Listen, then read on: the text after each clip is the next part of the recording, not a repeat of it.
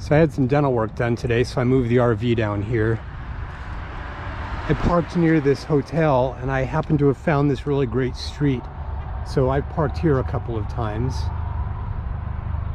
And it's really worked out pretty well. I'm technically parked in the red zone, but I've parked here like 3 times over the past month. And there's a dead UPS truck or a FedEx truck that's just been sitting there the entire time. It's so bizarre. This thing has just been here for like a month. And you can see, oh, it says, look at that. Move off street or will tow by 10/6/22. Literally, this truck has been here for a month. So I figure if I'm just here for 2 or 3 days, no big deal. So it's just this field and subway. So my dentist was just down across over there, so it was like a perfect place for me to come. So I'm gonna be here for probably 2 or 3 days. They don't actually, I had to have 2 crowns put on. And it was good because it turns out that one of them, the dentist thought that I might have to have a root canal, but when he got doing it, he realized that it wasn't as bad as he thought. So those 2 crowns are being made and they don't get done until the 18th, and it's the 4th now. So I've got to camp out here for basically 2 weeks in Utah. That's okay. I checked the weather and the weather's still gonna hold out here well enough. It's going to be in the 60s and 70s during the day. So anyway, this is what I'm doing. I went up to Squaw Peak over the weekend the other day, and it's basically just about where my finger is. There's sort of a ridge line right over there, and it's just so pretty with the fall colors changing, and I went for a hike out there. So check this out. I've decided to come on this amazing drive up above Utah Valley. It's fall, and so the colors are just astonishing. That is Utah Lake. That's actually a remnant of the ancient Lake Bonneville. I am parked, my RV is way down sort of over there. And that is Mount Timpanogos, the famous Mount Timpanogos. On the other side of that is the world famous Sundance Resort. I just rode my scooter up here.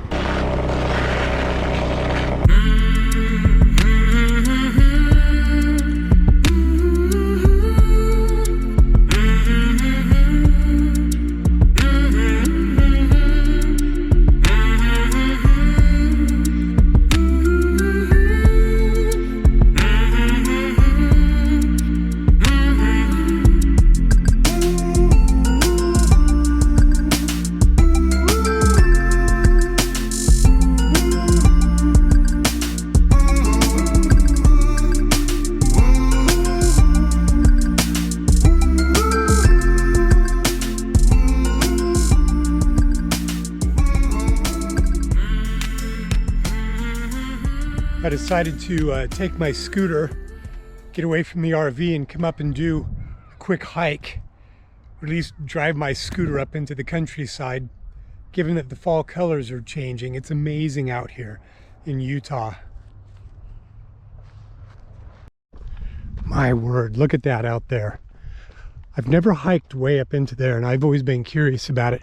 You can actually hike all over these hills. I've hiked a little bit of them, but the fall leaves are really starting to change, and so they are gorgeous.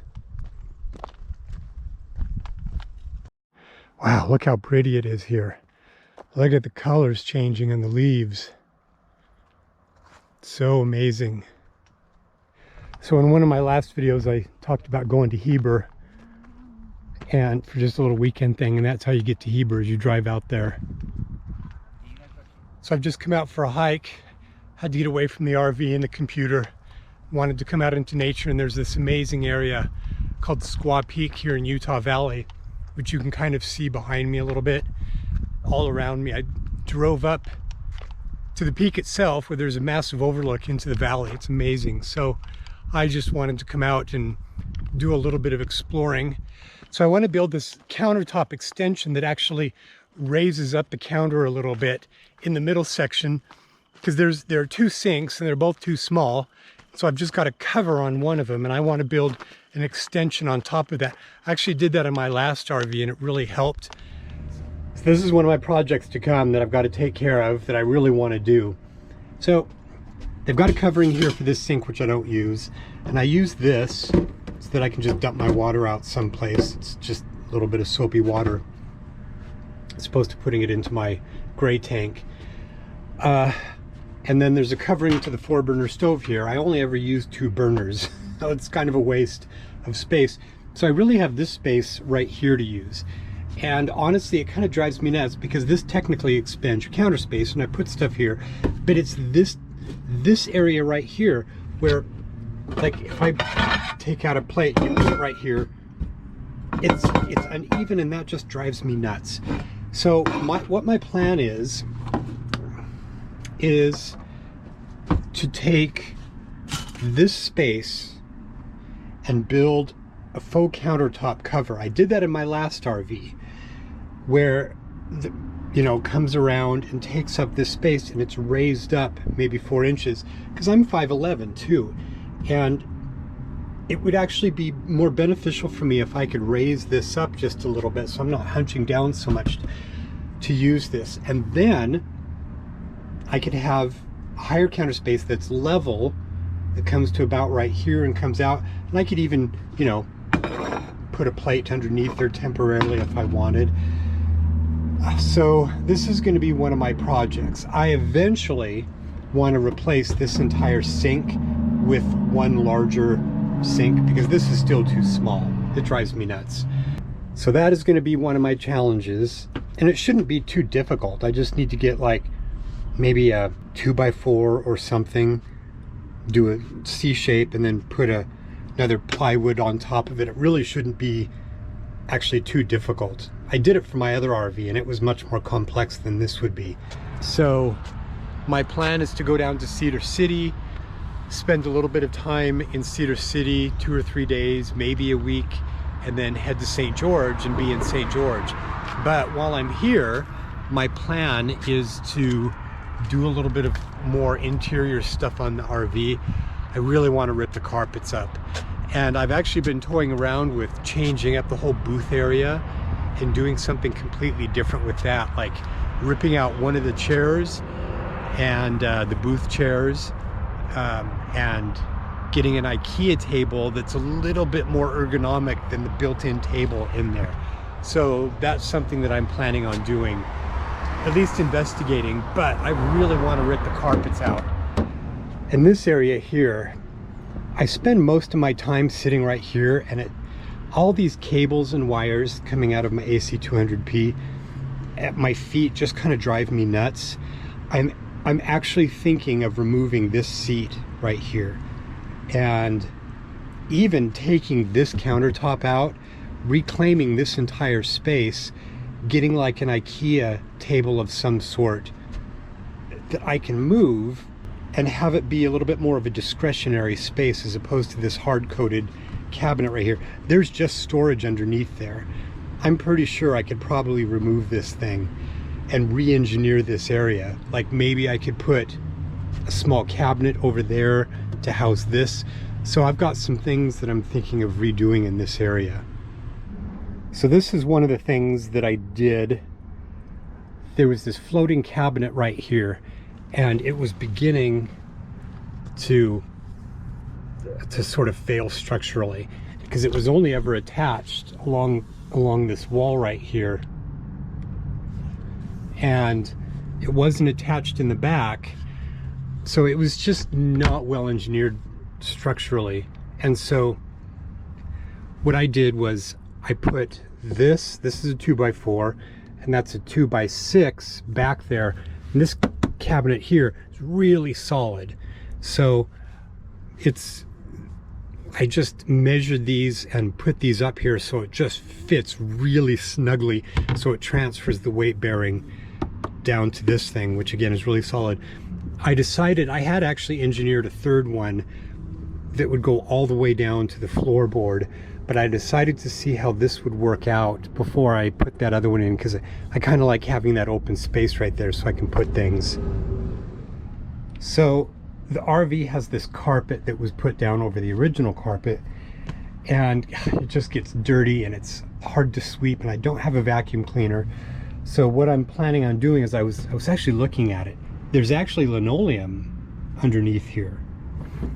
And so I'm actually just thinking of ripping this up.